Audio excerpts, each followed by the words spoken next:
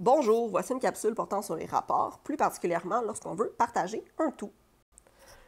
Donc, regardons un premier exemple. On nous dit Roxane et Jean-François ont acheté un condo au coût de 182 000 Roxane et Jean-François paient dans un rapport de 3 pour 7. Quel montant paieront-ils chacun pour l'achat du condo? Donc, tout d'abord, ce qu'il faut comprendre, c'est ce que ça signifie. Roxane et Jean-François paient dans un rapport de 3 pour 7. Qu'est-ce que ça veut dire 3 pour 7? On va lire dans l'ordre. C'est que Roxane, elle va payer 3 parts et Jean-François va payer 7 parts du montant total. Donc, ils ne paieront pas exactement le même montant du condo. Donc, si on regarde maintenant ce qu'on va faire pour pouvoir répondre à cette question, bien, dans un premier temps, on aurait besoin de savoir le nombre de parts au total.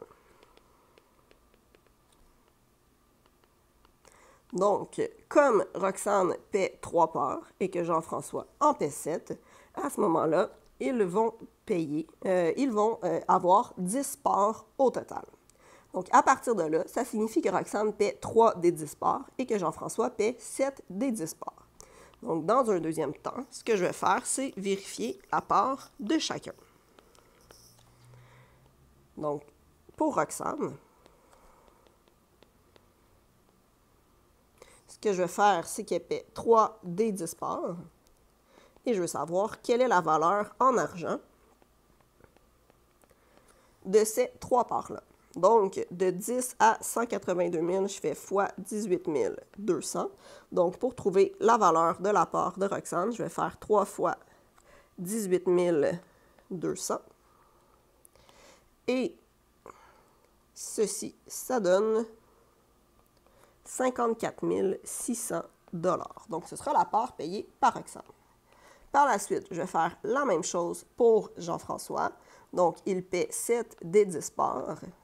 On veut savoir quelle valeur ça va donner sur le montant total du condo.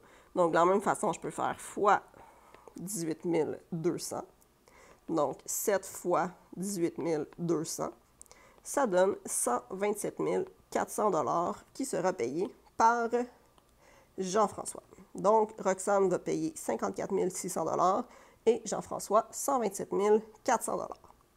Ce qu'il faut comprendre, en fait, c'est que le 18 200 $ qu'on retrouve ici comme facteur multiplicatif, en réalité, c'est la valeur d'une seule part.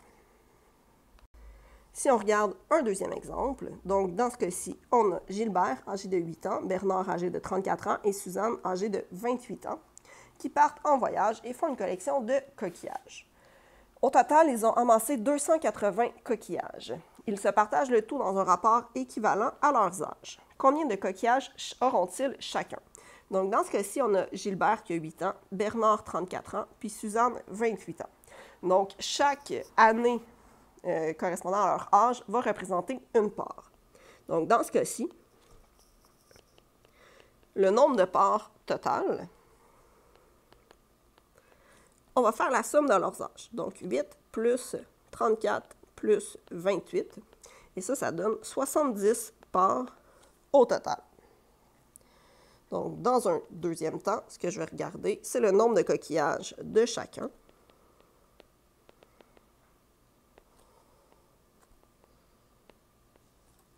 Et donc, pour chaque personne, je vais pouvoir aller faire le calcul. Donc, pour Gilbert, on sait qu'il a 8 ans, donc il aura 8 des 70 parts. Donc, on veut savoir ça équivaut à combien de coquillages. Il y en a 280 au total. C'est donc dire que je vais faire x 4. Donc, Gilbert aura 8 fois 4 coquillages, c'est-à-dire 32 coquillages.